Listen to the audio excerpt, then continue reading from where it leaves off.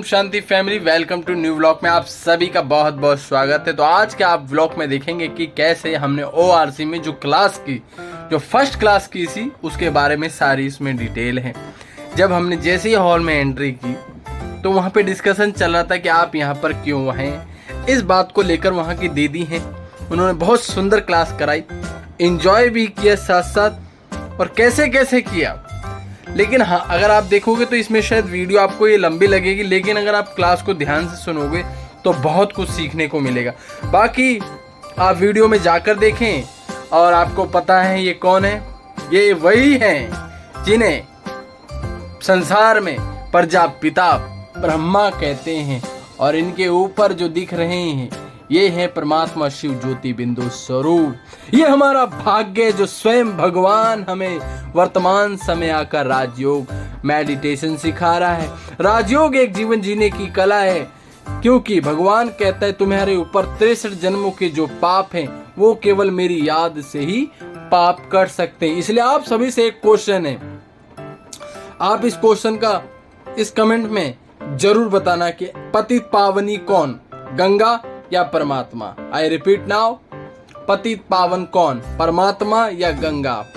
More detail going to Brahma Kumaris. Okay my family, enjoy this video. अभी हम जा रहे हैं क्लास में, क्लासरूम में, जहाँ पे भट्टी होने जा रही है। वो है मिनी हॉल, जो अभी आपको आगे जाके दिखाएंगे। तो आगे आप देखते रहें, अभी धूप है इसलिए ज़्यादा घूमेंगे नहीं।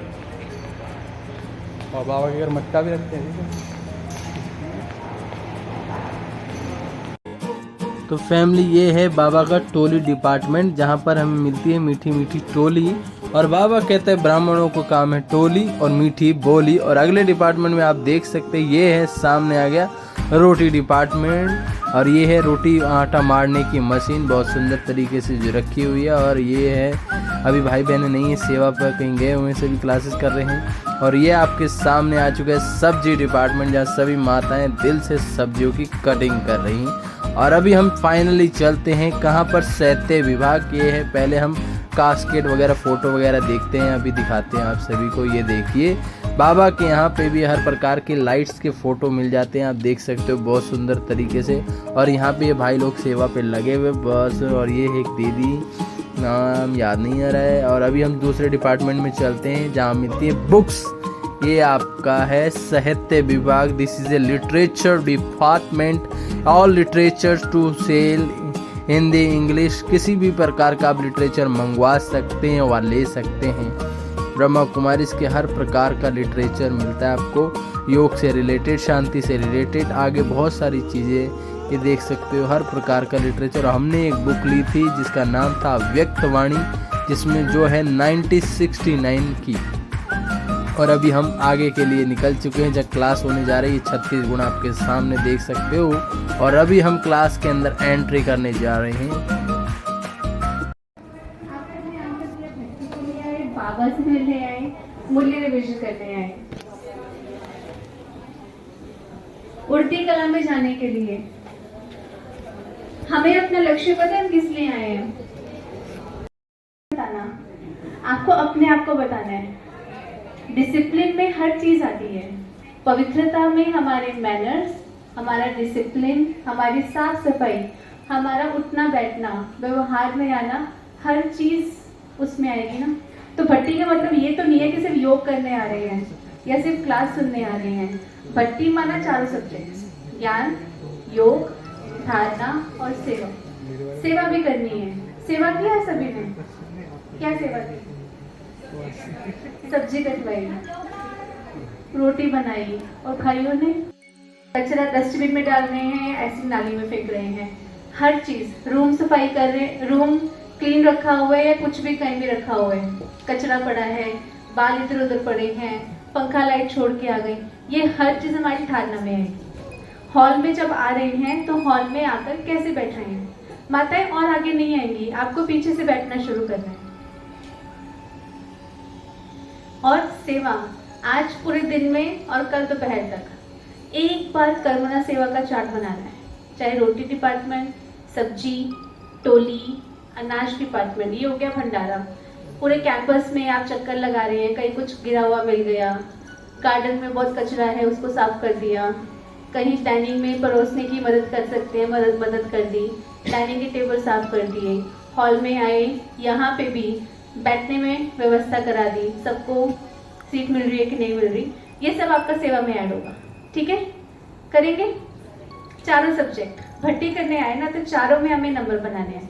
चलिए, अब हमारे पास 10 मिनट हैं, 10 मिनट में हम मुरली रिवाइज करेंगे। करेंगे? मीठे बच्चे, हमने सुना क्या करना है? लक्ष्य धारण करना है, लक्ष्य से मैले कपड़े साफ करने हैं। कौन से मैले कपड़े? आत्मा के। और कैसे साफ होंगे? क्वेश्चन तो यही है, साफ तो करने, कैसे साफ होंगे? लक्ष्य सोप। लक्ष्य सोप से साफ होंगे। एक साबुन से साफ हो जाएंगे? वो लक्ष्य सोप जो है, लक्ष्य माना लक्ष्मी नारायण बनना, और लक्ष्य माना पतित से पावन बनना, अपने आप को पवित्र बनाना, दैवी मैनर्स धारण करना, ये हर चीज लक्ष्य में आ जाती है। सिर्फ ये नहीं कि लक्ष्मी नारायण बनना है, पर लक्ष्मी नारायण बनने के लक्ष्य के लिए भी तो और लक्ष्य लेने पड़ेंगे अगर मुझे वो बनना है। ज्ञान धारण कर, ज्ञान की धारणा करनी है। फिर बाबा ने प्रश्न क्या किया आज? चीटिंग नहीं करनी है। कौन सी जादूगरी करते हैं बाबा? कौन सी जादूगरी? ईश्वरीय जादूगरी। और इसमें क्या होता है? पति से पावन बन जाते हैं, नरकवासी से स्वर्गवासी बन जाते हैं। और बाबा कहते हैं इसमें हम क्या करते हैं? अपना सब कुछ इंश्योर करते हैं। ये ऐसी जादूगरी है जहाँ पे अपना तन मन धन आत्मा सब कुछ इंश्योर करती है, और फिर नया मिलता है, भविष्य में नया मिलता है। और हाँ जी, बाबा कहते हैं मुझे याद करो, ये बात भी केवल शिव बाबा कह सकते हैं। कोई भी देहधारी आत्मा, ब्रह्मा बाबा ने भी कभी कहा, बाबा ने भी क्या कहा? बाप को याद करो। और शिव बाबा कहते हैं मुझे याद करो। कौन बोल रहा है? जो बोल रहे थोड़ा सा हाथ खड़ा करके बोलो। जितना ज्ञान में ऊपर चढ़ेंगे उतना सदगति को पाएंगे। सिर्फ सदगति को पाएंगे, हम तो दोनों को ही पाएंगे ना, गति भी और सदगति भी। जो बोल रहे हैं वो खड़ा होके बोलेंगे ताकि पता चले और सबका नंबर आए। सबको एक एक पॉइंट सुनाना है। एक पॉइंट बहनें सुनाएंगे, एक भाई सुनाएंगे। देखते हैं आज कौन जीतता है। कौन? हाँ जी,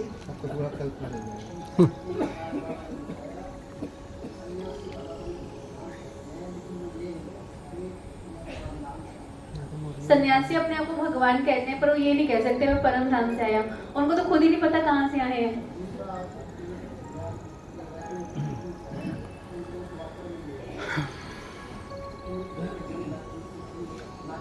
कृष्ण वैकुंठ का, सतयुग का प्रिंस है, ना कि द्वापर युग का, जबकि भक्ति में उसको द्वापर युग मिलेगा। सारे आप ही सुनाओगे तो बाकियों का नंबर कैसे आएगा? जी, पीछे माता जी खड़े हैं। वरदान डायरेक्ट मुरली फिनिश। हाँ, जरूर जरूर सुनाओ। हद की दीवारों को पार कर मंजिल के समीप पहुंचने वाले उपराम भव। सुना दो, सुना दो।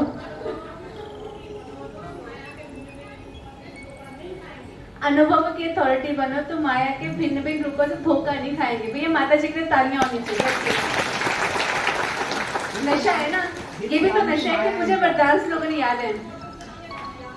Very good. कुछ तो हमें याद है, और वो भी वरदान और स्लोगन। हमें से किस किस को याद था? एज इट इज किसको याद था? चेक करने वाली बात है ना कि माता जी को याद है। कौन बोल रहा है? मैं तो ये देखती रह जाती हूँ।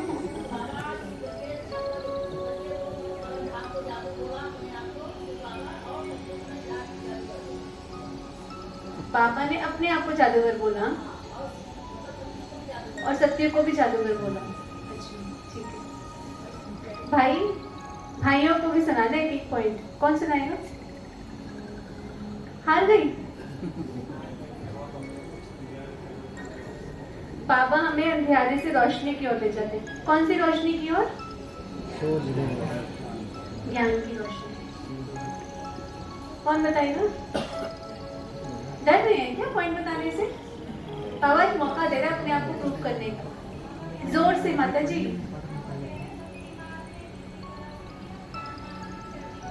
भक्ति में गिरती कला, ज्ञान में चढ़ती कला। और बाबा ने कहा अब आप ज्ञान मार्ग में आ गए हो, अब भक्ति मार्ग में नहीं। और जब ज्ञान और भक्ति की बाबा बात करते हैं, इसमें भी बाबा किस बात पे टेंशन दिलाते हैं? किस बात पे टेंशन दिलाते हैं? जब हम ज्ञान और भक्ति की बात करते हैं। अभी हम ज्ञान मार्ग में, भक्ति मार्ग में? ज्ञान मार्ग में है। तो अगर हम ज्ञान मार्ग में आ गए, इसका मतलब क्या है कि कोई भी भक्ति का संस्कार फिर ज्ञान में नहीं आ सकता। भक्ति का संस्कार कौन सा था? पहला भक्ति का संस्कार कौन सा है? मांगने का। और अगर अभी भी हम ज्ञान मार्ग में भी शिव बाबा ये दे दो, बाबा बच्चे को पास करा दो, मेरे घर में सब बाबा सबको ज्ञान में चला दो, आता कि नहीं आता? पति तो चल रहा है बाबा, बच्चा ही नहीं चल रहा, उसको भी थोड़ा सदगति दे दो, ये भी मांगना है।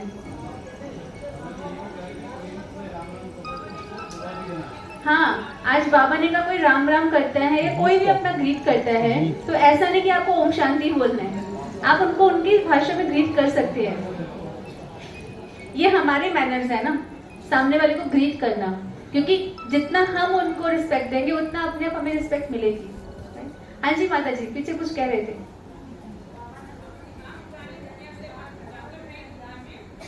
पुरानी दुनिया से मन हटाकर नई तो करो।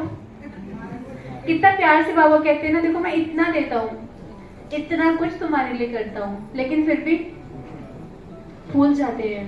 याद करना है। अहंकार ये होगा ही नहीं, दुनिया चलेगी कैसे? कहता दीदी मैं तो चाहता हूँ सबके अंदर हो, इसके बिना काम कैसे चलेगा? मैंने कहा आपका भी सिस्टम है कि इसके बिना काम कैसे चलेगा, लेकिन जब आप भी करते होंगे आपको बुरा तो लगता होगा, पर कहता काम तो हो जाता है, बुरा लगे ना लगे। तो बुद्धि देखो कहाँ जा रही है, वो विकार को छोड़ना ही नहीं चाहती। और शास्त्रों में तो क्या दिखा है, देवताओं को भी ये सब करते दिखाया। कहता देखो रावण को भी दिखाया था अभिमान था, कृष्ण ने भी गर्दनें काटी थी, उनके अंदर भी गुस्सा था। तो जब उनके अंदर है तो हमारे अंदर भी तो होना ही चाहिए। तो उस समय जब उनसे बात कर रहे थे तो क्या समझ में आ रहा था कि आत्मा इतना विकारों में चिपटी हुई है कि जैसे कहते हैं ना चिपक जाती है तो छोड़ना ही नहीं चाहते, वो नहीं छोड़ना चाहती। हमारे अंदर में जो कमियां हैं, कमजोरियां हैं, कितना कोशिश करते हैं ना, गुस्सा ना आए, रोना ना आए, चिड़चिड़े ना हो, शांति से बात करें, लेकिन जैसी कोई बात होती है गुस्सा आ जाता है, क्योंकि इतने जन्मों का संस्कार है ना उसने पकड़ के रखा हुआ है। क्यों बाबा रोज रोज कहते हैं याद करो, रोज रोज कहते हैं मुरली सुनो, रोज रोज कहते हैं क्रोध छोड़ो, काम विकार छोड़ो?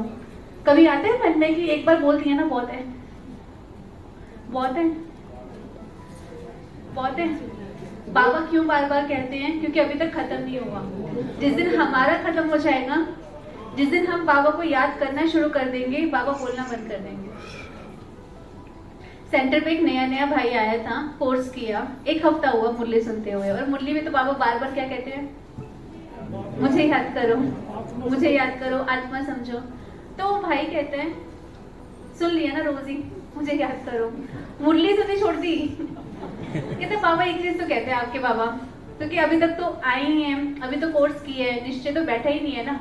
एक ही बात क्या आपका बाप एक ही बार कहते हैं, बाप को याद करो, बाप को याद करो, बाप को याद करो। कहते क्यों रोज मुरली सुने जब वही बात कहनी है बाबा को, कि बाबा रोज वही बात कहते हैं।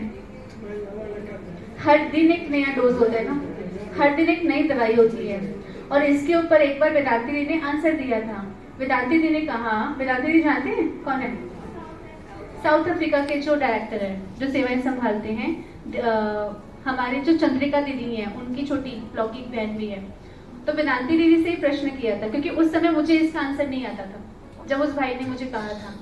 तो वेदांती दीदी से एक बार बात हुई, उन्होंने कहा आप दवाई की दुकान पे जाते हो? जाते हैं? जाते हैं? कभी गए हैं? सभी गए हैं? तो वहां पे आप सारी दवाइयां उठा के लेके आते हो? क्या करते हैं?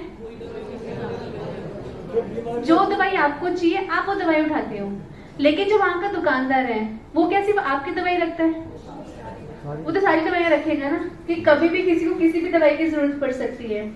तो दीदी ने कहा जो मुरली है वो मुरली एक दवाई की दुकान है और हर आत्मा को अपनी अपनी बीमारी है।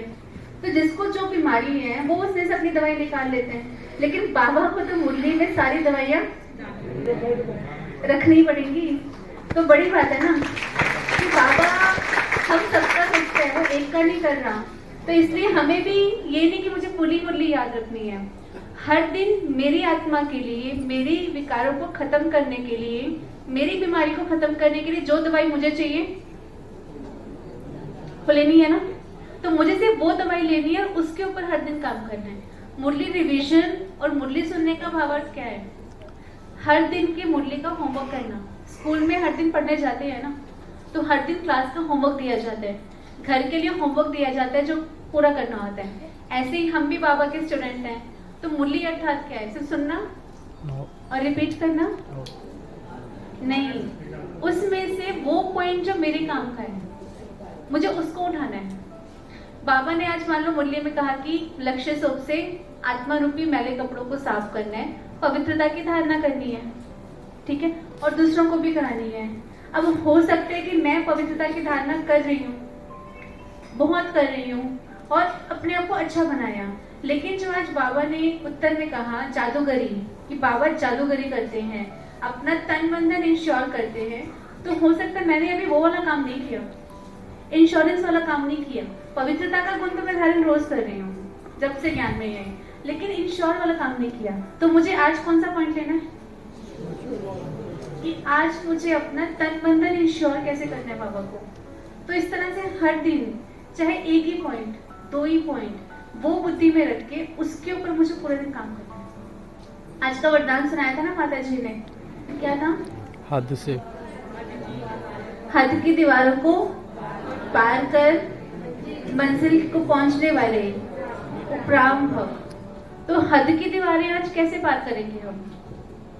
आज मुझे चेक करना है ना, हद से बेहद में बुद्धि डालनी है। तो हो सकता है मेरी बुद्धि आज तक हद में जाती है, लेकिन आज मेरी बुद्धि बेहद में कैसे जाएगी मुझे उस पर मेहनत करनी है। बाबा ने स्लोगन में कहा अनुभवों की अथॉरिटी बनो तो भिन्न भिन्न माया के रूपों से बच जाएंगे। तो जैसे ही कोई माया का रूप आया उस समय अपना कोई अनुभव याद करें, बाबा के साथ का अनुभव याद करें। मेरी बुद्धि मेरी माँ को याद कर रही है बार बार, तो उसी समय बाबा को माँ रूप में याद कर लिया। किसी चीज में जा रही है, उसी समय बाबा को याद किया कि बाबा ने तो मुझे कहा है बाप मिला माना सब कुछ मिल गया, तो फिर बुद्धि क्यों गई, राइट? तो इस तरह से जब हम मेहनत करेंगे, पुरुषार्थ करेंगे, तो आगे बढ़ेंगे। नहीं तो मुरली सुनना और सुनाना तो हो जाएगा, मुझे धारणा करनी है, ठीक है। अभी योग करेंगे, हम योग करते हैं। हमारे बीच में आदरणीय दीदी भी आ गए हैं, तो हम सभी साइलेंस में बैठते हैं। ओम शांति फैमिली, तो आप सभी को ये वीडियो कैसी लगी आप जरूर हमें कमेंट में बताना। साथ साथ इस चैनल को सब्सक्राइब भी करना। वीडियो बड़े ही लेट थी, लेट कह रहा हूँ, आई एम सॉरी, बड़ी थी, लेकिन हमने जो वहाँ पे पहली क्लास की तो हमने सोचा आपके साथ डिस्कस कर लें। बाकी अगली वीडियो में आपको बताएंगे हम कैसे कैसे वहाँ एंजॉय भी किया। अब जो वीडियो आती जाएगी उसमें सारा सेशन आता जाएगा। पहली वीडियो में आपने क्या देखा, कैसे हमने वहाँ जाकर क्लास की और किस टॉपिक पे चली कि हम यहाँ भट्टी में क्यों आए। क्योंकि जब हम ORC गए तो वहाँ भट्टी का थीम था भट्टी। भट्टी माना क्या होता है, जहाँ आत्मा अपने जन्म जन्म के पापों को काटने की विधियाँ सीखती है। क्योंकि योग और योगा से ही होगा। अब योग क्या करता है, आत्मा के पापों को नष्ट करता है। योगा क्या करता है, शरीर को फिक्स करता है। उसके लिए तो संसार में बहुत कुछ है, लेकिन जो परमात्मा शिव बाबा आकर सिखा रहे हैं, जिसे कहते हैं सहज राजयोग। क्योंकि राजयोग एक जीवन जीने की कला है। तो आप भी सीखें, और सीखने के लिए आपको कहाँ जाना पड़ेगा, going to Prajapita Brahma Kumareshwari Vishwavidyalaya. Om Shanti, enjoy every time, all is well.